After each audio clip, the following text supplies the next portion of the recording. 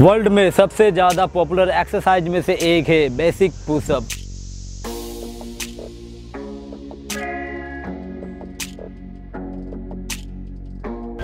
Exercise के field पर चाहे आप एक बिगिनर लेवल के वर्कआउट करते हो या एक एडवांस लेवल के वर्कआउट करते हो, आप एक बॉडी बिल्डर हो या आप एक एथलीट हो, किसी भी तरह की फिजिकल वर्कआउट इवेंट से क्यों ही ना जुड़े हुए हो, हर एक वर्कआउट में आपको एक एक्सरसाइज कॉमन मिलता है, वो है बेसिक पुशअप। यूँ तो बेसिक पुशअप के बहुत सारे वेरिएशन है, लेकिन बेसिक पुशअप एक ऐसी एक्सरसाइज है जो हर कोई करता ही है।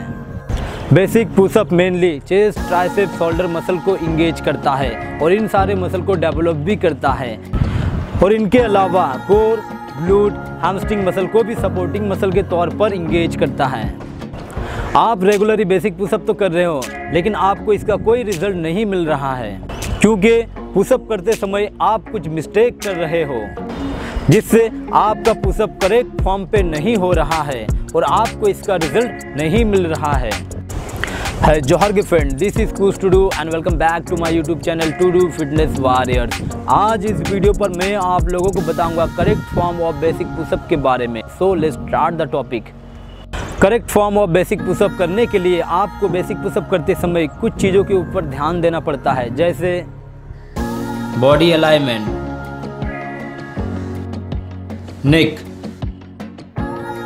बेसिक पुशअप करते समय नेक को ऊपर या नीचे की तरफ नहीं मोड़ना है। नेक को हमेशा सीधा यानी कि न्यूट्रल पोजीशन में रखना है।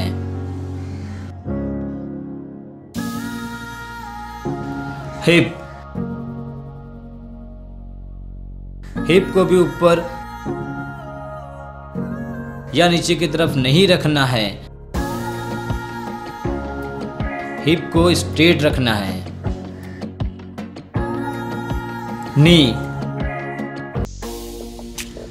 नी को फोल्ड नहीं करना है, नी को भी स्ट्रेट रखना है। बेसिक पुशअप करते टाइम बॉडी की जो टोटल अलाइनमेंट है वो स्ट्रेट रखना है, यानी नेक स्ट्रेट रहेगा, कोर इंगेज रहेगा, ग्लूट स्क्वीज रहेगा और लेग को भी स्ट्रेट रखना है। Hand position, gap between two hands.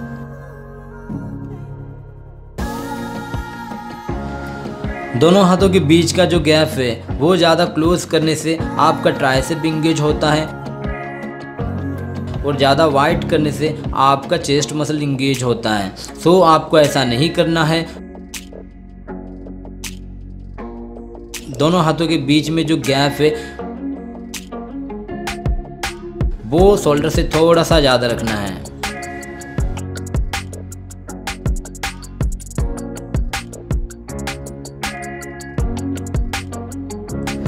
Hand orientation,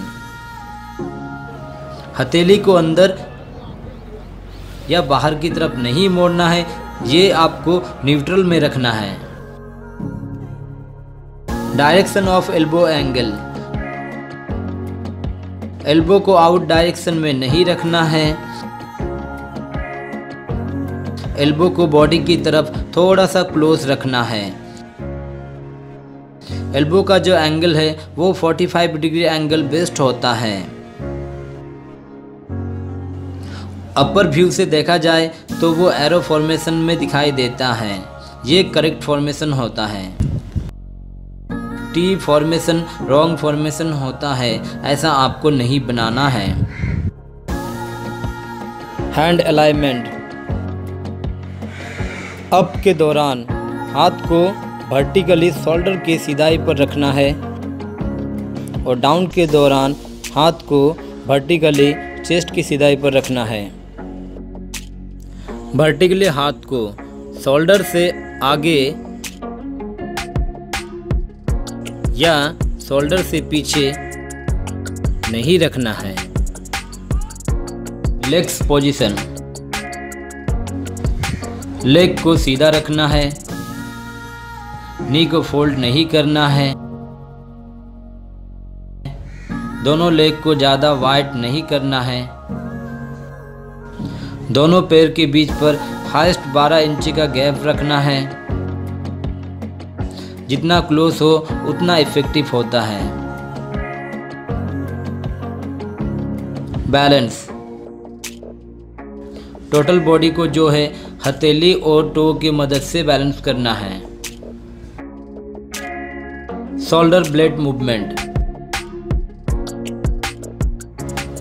basic pushup करते समय शोल्डर ब्लेड को फिक्स करके नहीं रखना है। डाउन करते समय शोल्डर ब्लेड को क्लोज करना है और अप करते समय शोल्डर ब्लेड को पूरा खोल देना है।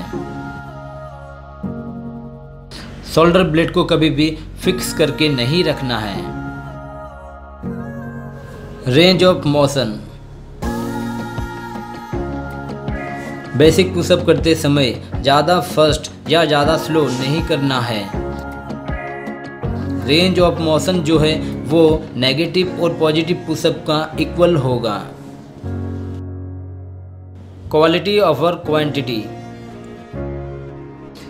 ज़्यादा रेपिटेशन मारने के चक्कर पे आप हाफ करके जल्दी मारते हो, इससे आपका कोई फ़ायदा नहीं होता है। आपको ऐसा नहीं करना है। आप एक ही मारो लेकिन उसको कम्प्लीटली करेक्ट फॉर्मेशन में मारो। डाउन में पूरा नीचे जाना है और अप में पूरा ऊपर आना है। Always focus on quality not on quantity. Breathe, जब नेगेटिव पुशअप यानी डाउन में जाते हो तो इनहेल यानी कि ब्रीथ इन करना है, और जब आप पॉजिटिव पुशअप यानी अप में जाते हो तो एक्सहेल यानी ब्रीथ आउट करना है। ब्रीथ को होल्ड करके कभी भी नहीं रखना है। ब्रीथ को कभी भी होल्ड करके नहीं रखना है। पुशअप करते समय ये सारे छोटे छोटे मिस्टेक पर अगर आप फोकस करते हो और उन्हें सुधार के आप करेक्ट फॉर्मेशन में पुशअप लगाते हो तो आपको उसका सही रिजल्ट मिलता है। वीडियो अगर हेल्पफुल हो तो लाइक, शेयर, कमेंट और चैनल को सब्सक्राइब करना न भूले। मिलते हैं नेक्स्ट वीडियो पर। जोहार गे।